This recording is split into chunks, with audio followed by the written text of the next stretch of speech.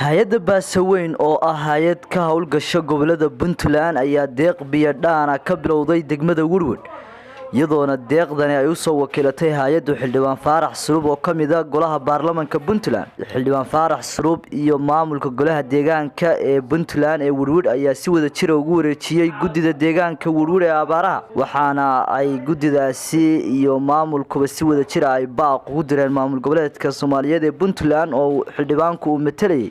waxayna sheegeen inay ka qayb qaataan sidii ceelbiyood riiga loo keeni lahaa degmada Woodward. Assalaamu calaykum waraxmatullaahi wabarakaatu. Anigoo ah xildhibaan Faarax Sulub Jaamac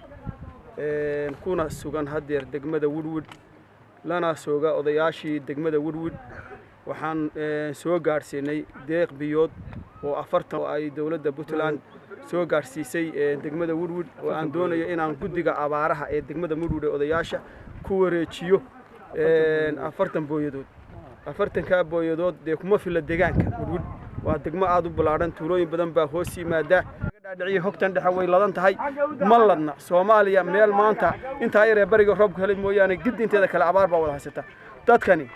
barkadana wuxuu uma jiraan ceelana kama dhaansadaan riig biyoodna ma laha degmada Woodward oo waad ka warhaysaan dawladda Puntland way ka warhaysaa iyadana waxaan rabnaa in si dhaqsale riigii loogu soo dhaqsado oo isbuucan uu riig isaguna uu yimaado iyagoo odayaasha iyo deegaanku labaduba ay diyaar u yihiin ka gudoonay oo uu ku wareejiyay gudiga abaaraha waxaan raacinayaa hay'adda Baasaweyn waa markii koowaad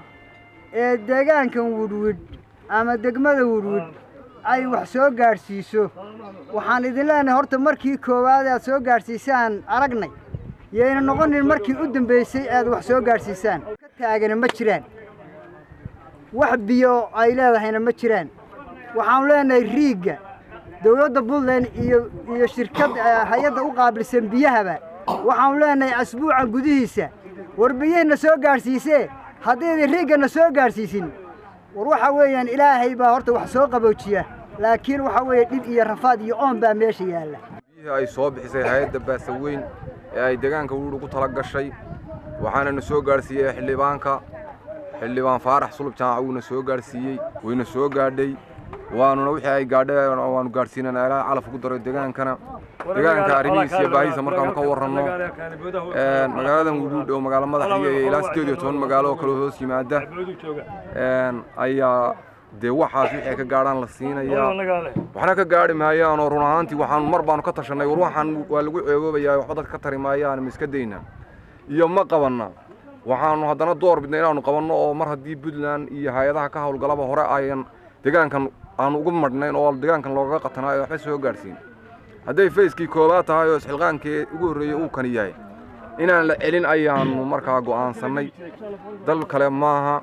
way og yihiin waxa ka jira waa inaad ogaataan oo timaadaan wax dhibay wax mushkilad midna kama jirto uu soo gaarsiiyay xildhibaan Faarax Sulub Jaamac 40 booyadood oo biyo ah oo ay soo bixisay hay'adda Baasaweyn caalamiga hay'adaha Puntland ka hawlgala hay'adaha ka hawlgala maamulka soo jira WFP ay ka mid tahay waxaan ka codsanaynaa oo ugu baaqaynaa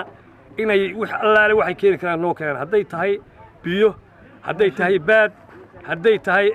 daawo waxa weeye xaaladda abaar baasan oo khatar ah ka jirta inta markaan ka gudbo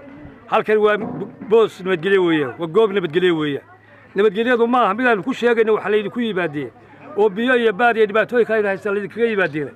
waa nabadgelyo ilaahay meesha keenay waxa weeye nabadgelyo meesha tahay oo ku caantay oo lagu yaqaan cid kasta oo ka hawlgalaysa waa soo dhaweynaa Sakariya Maxamed Ciise Wadani wararka telefishinka Som News Woodward.